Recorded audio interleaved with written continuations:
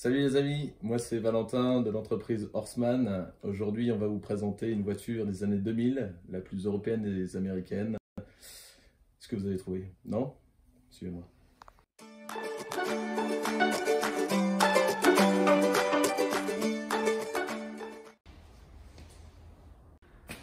Voilà les clés et c'est passant à toute beauté.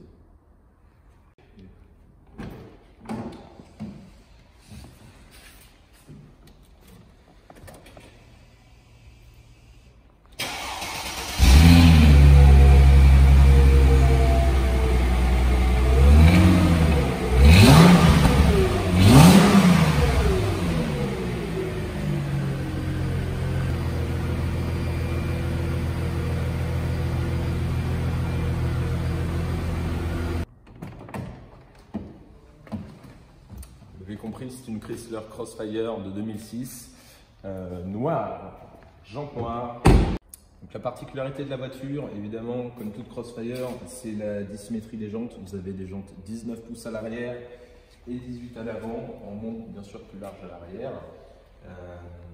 Après, c'est son design. On va étudier plus en profondeur. Et sinon, c'est une voiture que vous connaissez très bien puisque ce n'est ni plus ni moins qu'une SLK première génération qui est propulsée par la même motorisation. Donc un 3 litres 2 V6 de chez Mercedes qui développe 218 chevaux.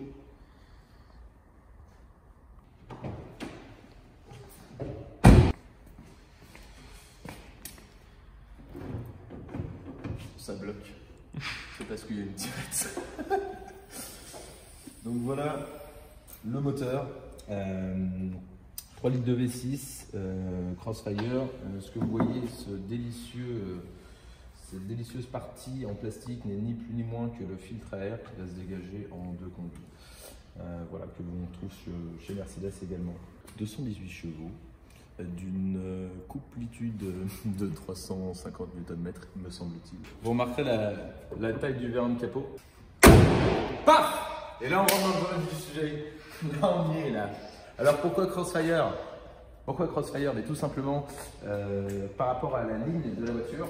C'est-à-dire qu'en fait, vous avez une ligne que vous suivez ici et une ligne qui se trouve ici, qu'on voit très peu, et qui vient bifurquer dans l'autre sens. Et en fait, ça crée une croix avec deux angles différents. Donc, un angle ici bas et un angle ici haut qui va faire du coup l'aile arrière. C'est ce qui lui donne son petit look un peu race. Voilà. C'est une voiture qui a été dessinée dans les années 2000 avec le concept, enfin même en 2000 directement, avec le concept Crossfire tout simplement, et qui ressemble quasiment à la version finale, hormis l'avant. À l'arrière, on va retrouver l'autre grosse caractéristique de cette voiture.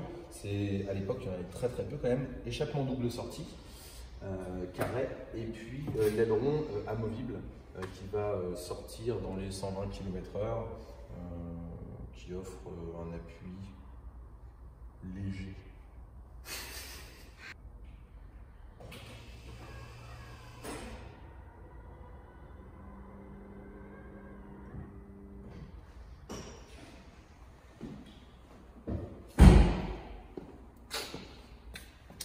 Tada.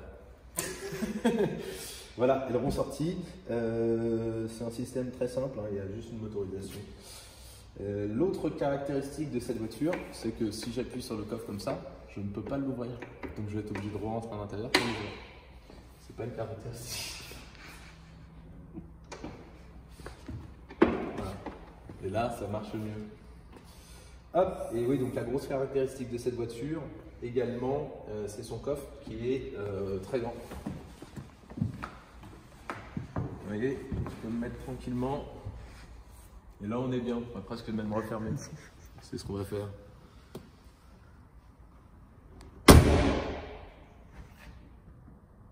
Il y a la place? Nickel. Donc voilà, donc si vous voulez partir en vacances avec des copains, dites-vous que c'est une 2 places. Mais finalement, il y a au moins 3 ou 4 places. Tout dépend de la taille de vos potes. Mais s'ils font un petit mètre 70 comme moi, eh bien ça passe. Paf. Vous remarquerez, tout se claque comme sur une Mercedes. C'est violent, viril. Et il ne faut pas trop claquer fort non plus. Ensuite, que dire sur cette voiture? Sur la ligne globale, en fait, vous allez retrouver à chaque fois les petites nervures sur l'avant avec les fausses entrées tirées du concept Crossfire. Les nervures sur le capot, qui sont assez jolies d'ailleurs. Et puis la nervure centrale, en fait, est une ligne en fait, qui va partir du museau tout en bas de l'avant jusqu'à l'arrière, qui monte aussi sur le toit. Et en fait, sur le concept, les parties vitrées aussi étaient divisées à ce niveau-là. Voilà. On la retrouve jusqu'en bas. Elle fait toute la longueur de la voiture. Et vous allez voir à l'intérieur, on la retrouve également cette ligne. C'est pas mal du tout. Ce modèle-ci, il faut savoir qu'elle est quasiment d'origine.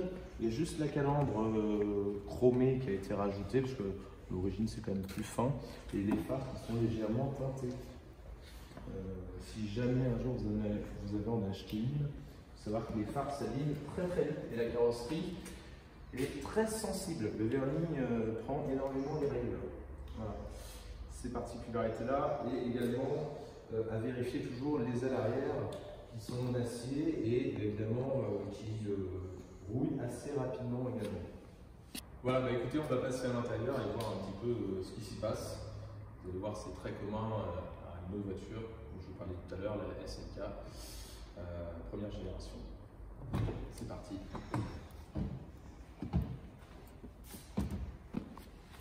Donc, l'intérieur de la Crossfire, déjà on passe le seuil de porte, logoté Crossfire. Vous avez des sièges qui sont bien propres à Chrysler, qui ressemblent étrangement à ce qu'on a fait chez Aston Martin sur les premières DB9, qui sont très confortables, baquets. Bon, c'est à l'américaine, donc c'est très souple, hein. Les gens un peu forts sont contents. Vous avez des sièges qui vont être électriques, ça c'est une bonne chose. Et puis, sinon, le volant est d'origine Chrysler également. Les panneaux de porte, plus ou moins entre Mercedes et Chrysler. Cette partie-là, normalement, n'est pas sur les Mercedes. Et par contre, tout le tableau de bord, c'est un tableau de bord complet Mercedes. Donc, c'est Mercedes SLK. Vous pouvez taper sur Internet, vous trouverez la même. Hormis ça, la seule subtilité dans l'intérieur, ça va être la planche de bord comme ça, qui va être du coup toujours avec cette ligne. Je ne sais pas si on la voit bien la caméra, mais qui vient traverser la voiture comme d'habitude. Voilà, et puis finition type alu brossé, hein, qui n'est ni plus ni moins que du plastique. C'est une voiture qui est relativement bien équipée. Vous avez la clim, les sièges électriques, les rétroviseurs électriques. La clim est bizone. Bien sûr, vous avez des vitres électriques, des sièges chauffants, une direction assistée, un régulateur de vitesse. Et puis, c'est à peu près tout, mais pour un coupé, c'est à peu près tout ce qu'on demande. Voilà. L'éclairage est sympa, très old school, très Mercedes d'ailleurs aussi. Dans les tons verts, un petit peu Jaguar Mercedes-isante.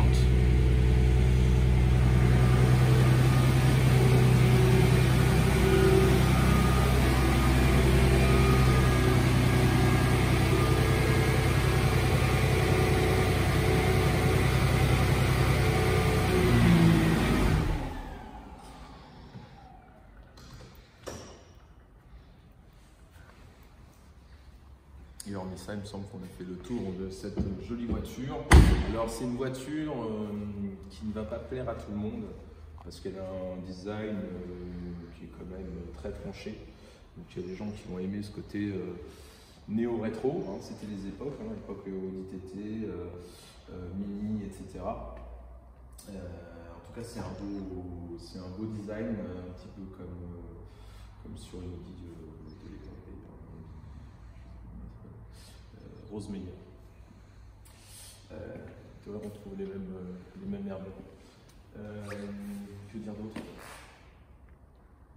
Parle-nous du bruit. Ah oui. Eh bien, oui, hormis ça, l'échappement a une sonorité qui est assez sympa. On est quand même sur un V6, donc un bruit qui doit grogner à l'origine. Et finalement, à la conduite, en boîte auto, comme sur celle-ci, on va avoir presque l'impression d'avoir un V8 américain. Donc on est vraiment plus dans une voiture, en boîte auto en tout cas, pour cruiser, avec une direction très légère, et puis un côté très canapé, quand vous voulez. C'est pas une voiture qui est inconfortable. Je ne sais pas comment vous la voyez directement au niveau de la taille, mais c'est une voiture qui est, évidemment, je suis tout petit, basez-vous aussi sur ma taille et sur mon mini gabarit, mais c'est une voiture qui est toute petite. C'est clairement, je ne pense pas que ce soit plus gros qu'une Audi TT phase 1. Pour comparaison, il y a une Porsche Boxster juste à côté qui est bien plus grosse et la Gran Turismo qui est gigantesque, on dirait des petits enfants, enfin on dirait un petit enfant à côté des autres voitures. Et du coup, c'est une voiture qui est finalement pas trop chère, et avec ce genre de véhicule, vous avez quand même l'exclusivité, puisque il me semble qu'il n'y en a que 700, enfin 700-800 en France, donc vous ne l'avez pas à tous les coins de rue. C'est un peu plus, comment dire, c'est un peu plus collector en fait qu'une Audi TT ou qu'une BMW Z4. Après, évidemment, il y a des gens qui diront c'est moins beau. Et en commentaire, j'aimerais bien que vous me parliez justement de ce look, si vous appréciez ou pas. Et surtout, si vous n'appréciez pas, dites-moi pourquoi, et dites-moi si c'est pas le logo en fait qui vous gêne, parce que vous savez, les gens aiment beaucoup Audi, Mercedes, BMW. Dès qu'on en sort, évidemment, les gens vont dire le design n'est pas beau. Donc pour moi, c'est une voiture très réussie. Après, c'est une Chrysler. Donc évidemment, Chrysler, ça ne fait pas non plus rêver. Quoique celle-ci, moi, me plaît bien.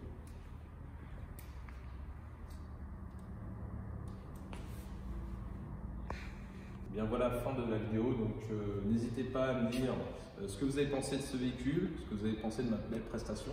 Moi, je me suis trouvé parfait, comme d'habitude. Mais voilà, et n'hésitez pas à mettre des commentaires, à j'aimer ou ne pas j'aimer. Hein, et n'hésitez pas à vous abonner, à nous retrouver aussi sur les réseaux sociaux type Instagram, à Horseman Car, ou sur Facebook, Horseman Car Design. Voilà, je vous souhaite une très bonne journée et à